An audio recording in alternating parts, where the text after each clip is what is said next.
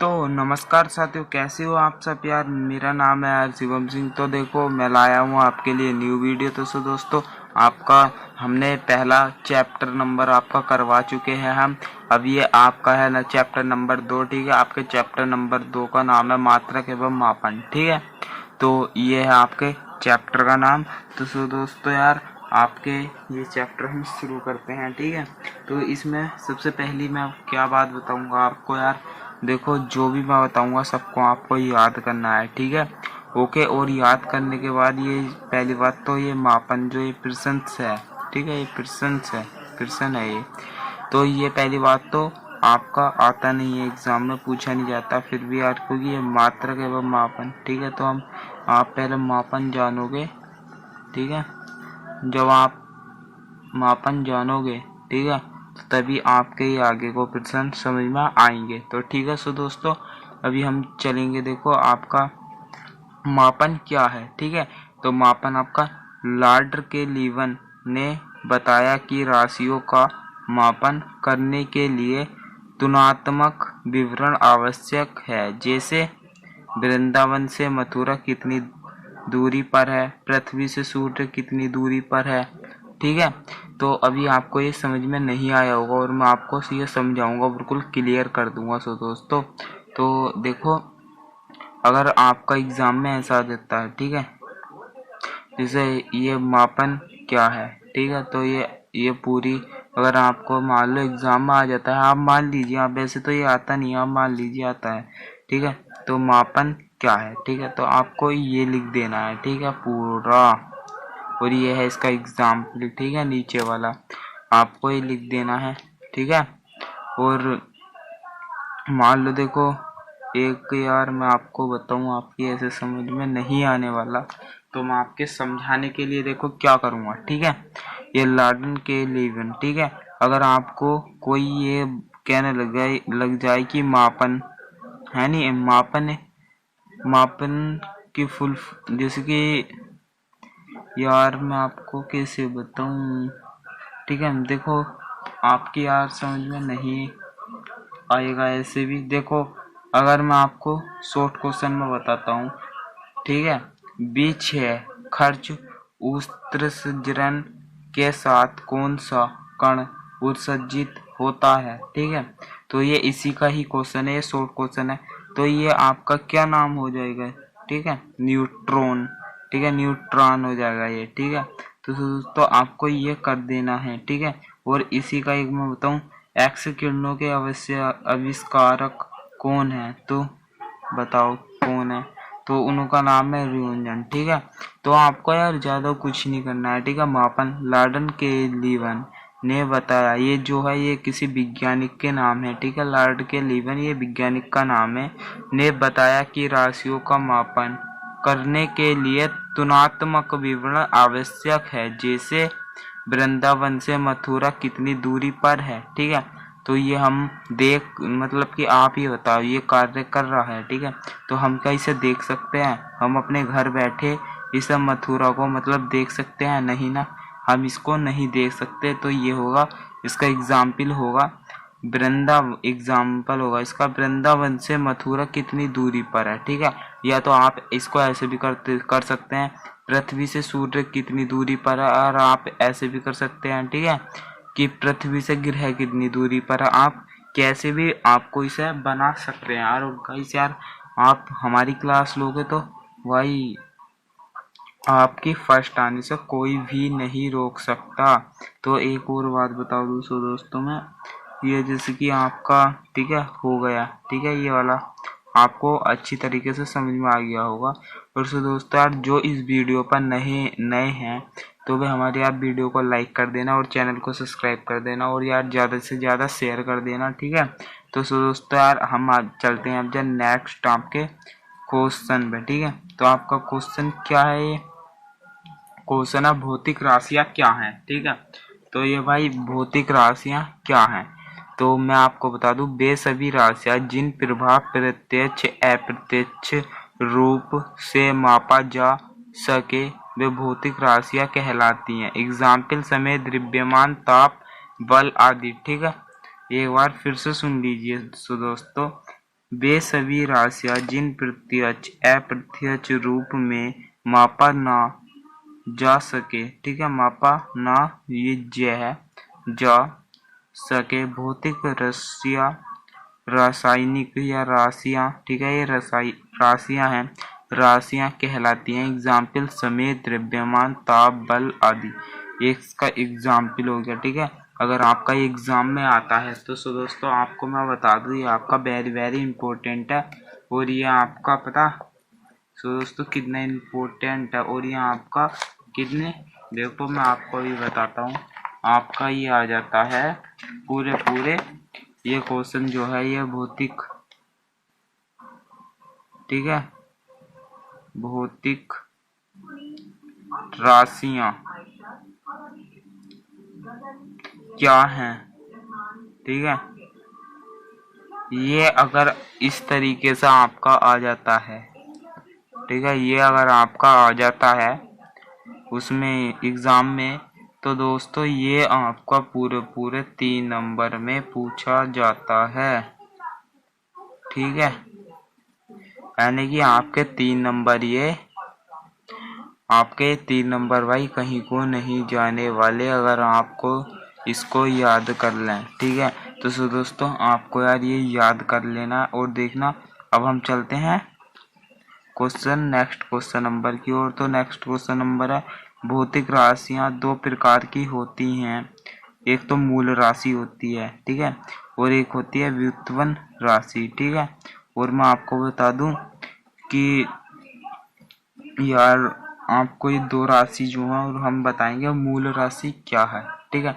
मूल राशि ये है, मैं आपको समझाता हूँ, मूल राशि है सबसे छोटी, ठीक है, ये है आपकी सबसे छोटी राशि मूल, जितनी जैसे व्युत्पन्न राशि इससे बड़ी है, और ये मूल राशि है, मतलब राशियां तो कई सारी हैं, आपको आगे भी जाकर पढ़नी पड़ेंगी, बहुत सारी है भाई, ऐसा मत सोचना कि कम है, ये भाई बहुत ज्यादा है, ठीक है।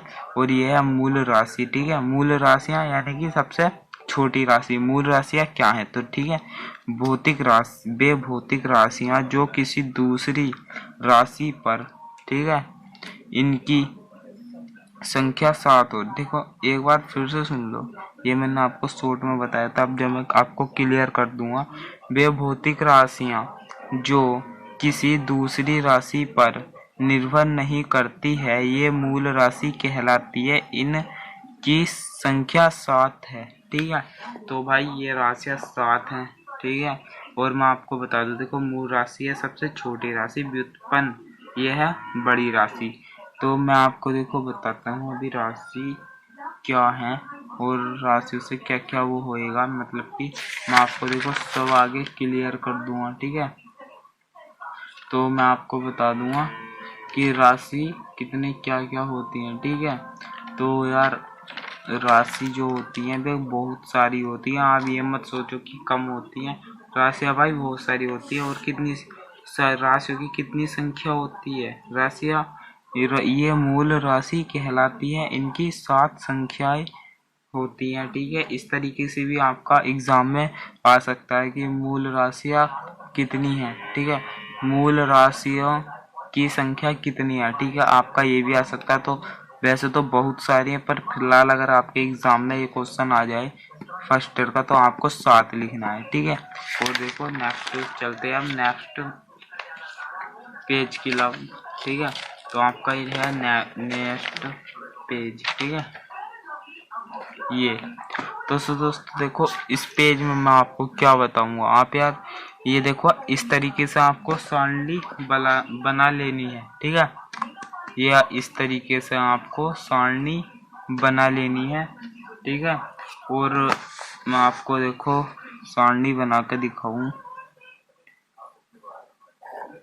आपको मैं छोटी सारणी बना के दिखाऊंगा, ठीक है। बट यार आपकी देखो सारणी ये है, ठीक है, जैसे कि ये यार आपको दिख नहीं रहा होगा नहीं, तो मैं यहाँ पर आ जाता हूँ, ठीक है।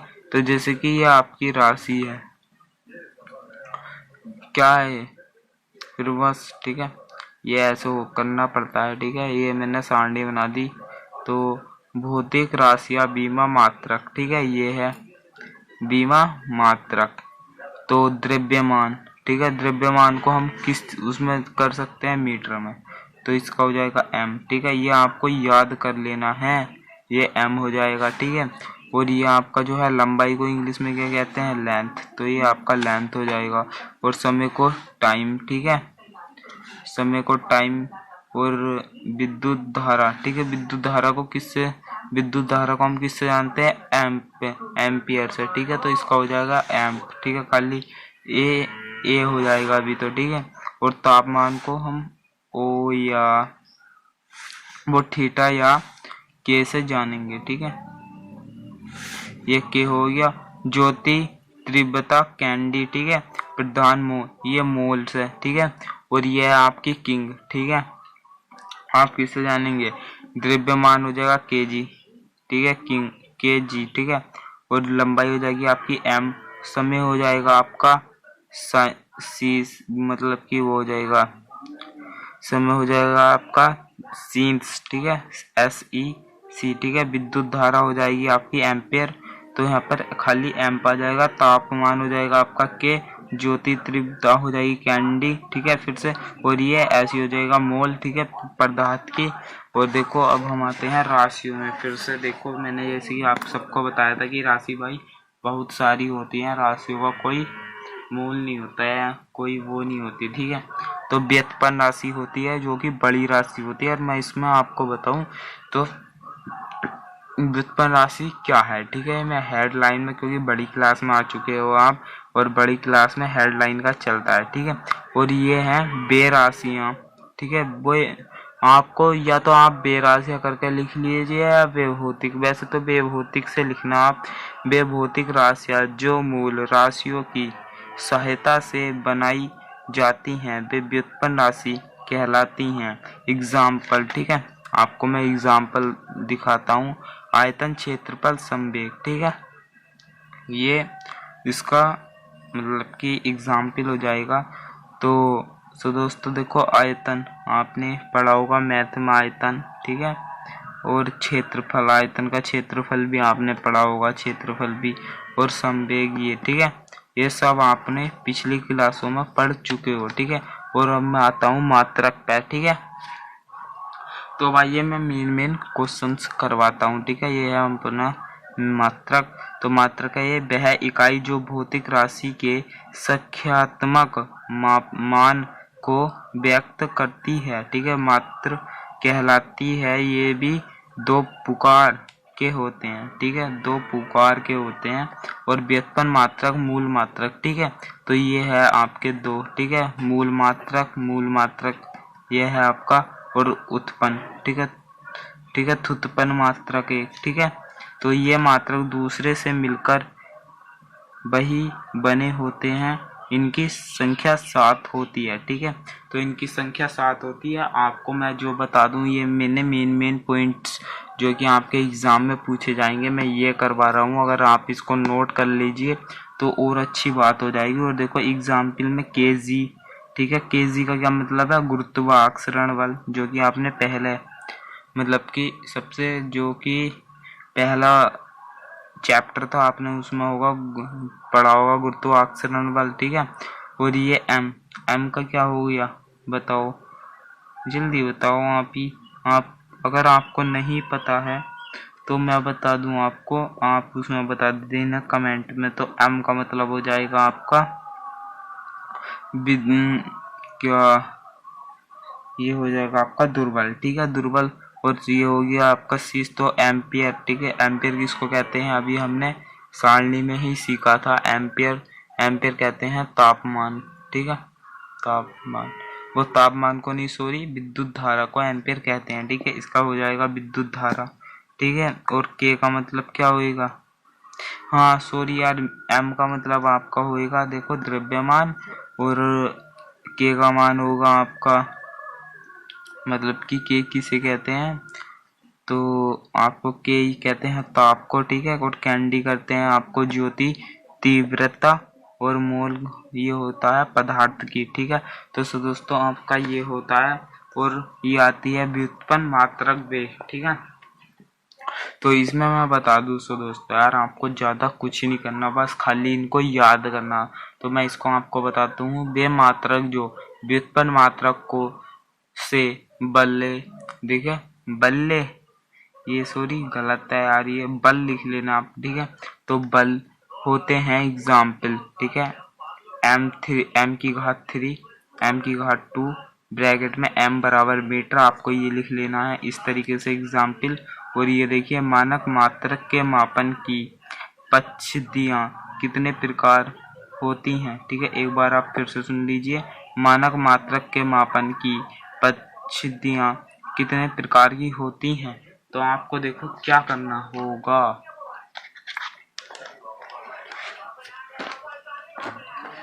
आपको देखो मैं बता दूं, अगर आप दोस्तों मेहनत करोगे इस साल तो पास जय भी होगे, ठीक है। और वैसे तो मेरी दुआ आपके साथ है यार, आप पास जरूर होगे, ठीक है। और ये आंसर ये 3 प्रकार की होती हैं, ठीक है। मानक मात्रक जो होती हैं ये आपकी 3 प्रकार की होती हैं, जो कि ये देखो क्या क्या है। CAS, ठीक है, कैस सेमी सेंटीमीटर ग्राम से, ठीक है। और मार्क्स मीटर किलोग्राम से, ठीक है। FES फ्रैट फाउड से, ठीक है। और ये होती है आपकी पूरक राशियाँ कितने प्रकार की होती हैं, इनके मात्रक हैं। तो दोस्तों ये होती हैं आपकी 2 राशियाँ, ठीक है। पूरक राशियाँ जो होती हैं आपकी 2 राशि होती हैं, ये जैसे कि कोण विमाही रेडियन जेड, ठीक है। और दूसरा है आपका गुण कोण विवाहीन स्टेडियन, ठीक है, जो कि ये ST है, स्टेडी, जो कि आपका स्टे हो गया है, ठीक है। और आपको दोस्तों ये याद कर लेना है बस खाली मात्रक जो है आपका, वो मापन जो है तो दोस्तों उसको आपको याद नहीं करना है, जो कि वे आपके पेपर में नहीं आएंगे, ठीक है। तो मैं आपको बता दूं, मानक मात्रक को चुनने की विशेषताएं लिख ये, ठीक है, ये आपको लिखनी है तो नंबर पहली है, आपको जल्दी जल्दी इमला लिखनी है, मैं बोलता हूँ, ठीक है। तो दोस्तों मैं आप बोलता हूँ, आपको जल्दी जल्दी लिखनी है। तो मानक को स्पष्ट रूप से परिभाषित होना चाहिए, ठीक है। ये आपकी हो गई पहला। तो आपको नंबर 1 गेर देना है, जैसे कि आपको इसमें दिख रहा होगा, ठीक है। और इसके आगे को लिखना है नंबर 1 गेर कर, मानक को स्पष्ट रूप से परिभाषित होना चाहिए, ठीक है।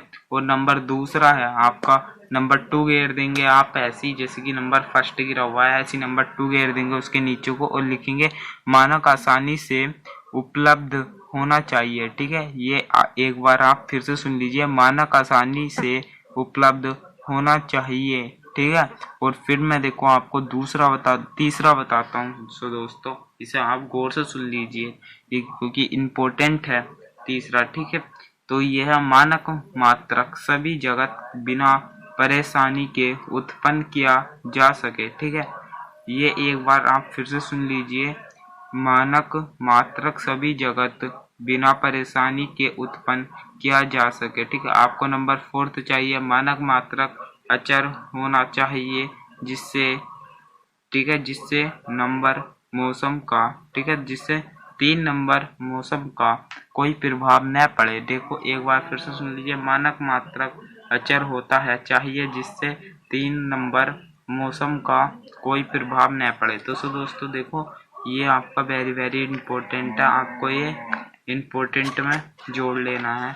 तो देखिए इसी के साथ आपकी क्लास, मतलब कि क्लास आपकी ख़त्म होती है। और तो दोस्तों यार मुझको आशा होगी यार कि भाई आप ज़रूर पास होगे इस साल।